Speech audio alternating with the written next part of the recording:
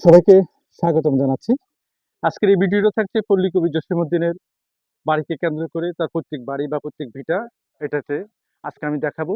আমার এই ভিডিওটা যদি ইউটিউব চ্যানেলে দেখে থাকেন অবশ্যই সাবস্ক্রাইব করে রাখবেন, আর ফেসবুকে দেখলে অবশ্যই ফলো দিয়ে রাখবেন।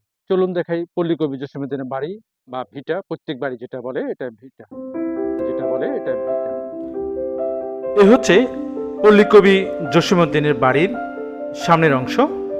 আপনারা দেখছেন পল্লী কবি জসীমউদ্দীনের এই হচ্ছে প্রধান গেট। গেট দিয়ে প্রবেশ করব আমরা এখন। টিকিট প্রবেশ মূল্য 20 টাকার বিনিময়ে প্রবেশ করতে হয় ভিতরে। চলুন টিকিট কেটেই আমি প্রবেশ করছি এখানে।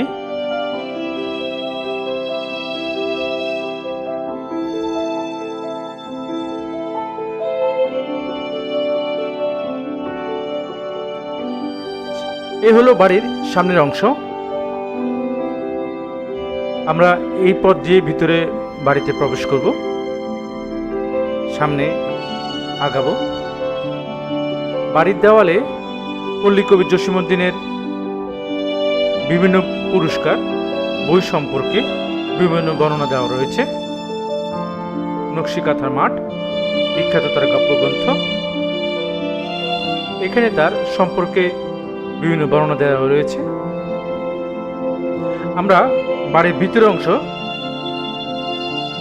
যাওয়ার চেষ্টা করব। এটা হচ্ছে বাড়ির সামনের অংশ, এ হচ্ছে বাড়ির ভিতরের অংশ। তার এরকম 4টে টিনের ঘর রয়েছে। এখন হলো হাসু মিয়ার পাঠশালা সংস্কৃতি কেন্দ্র নামে পরিচিত এই টিনের ঘরটি। এরকম আরো 4টি টিনের ঘর রয়েছে।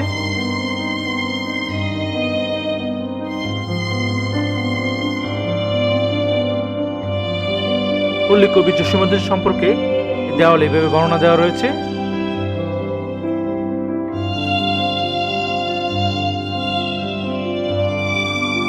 মোট টিনের 4টি ঘর রয়েছে এখানে।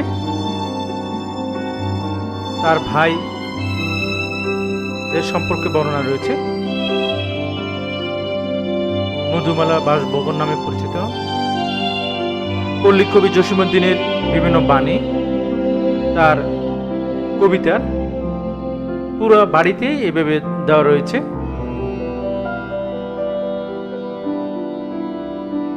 তার ছোট ভাইয়ের ঘর, এটা হচ্ছে পল্লী কবি জসীমউদ্দীনের বড় ভাইয়ের ঘর।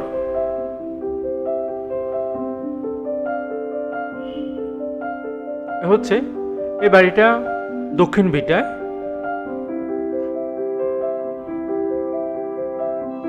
কবির সাজু ভাইয়ের ঘর, এটা হচ্ছে পূর্ব ভিটায়। এই বাড়িটা, এই ঘরটায় বাড়ির ভিতরেই আমি যে জায়গাটা দাঁড়িয়েছি এটা উঠোন, তার চারপাশেই তার বাড়ি রয়েছে। এটা মূলত হচ্ছে পল্লী কবি জসীমউদ্দীনের ঘর। যে বাসর ঘর এখানে তার চুরি হয়েছিল, সে বিখ্যাত কবির ঘর। এই ঘরটিতে বাসর ঘর চুরি হয়েছিল।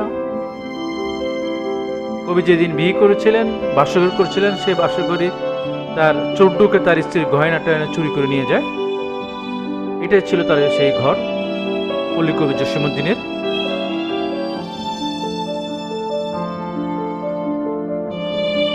ফরিদপুর শহরের উপজেলার গোবিন্দপুর গ্রামে পল্লী কবি জসীমউদ্দীনের বাড়ি আপনারা দেখছেন।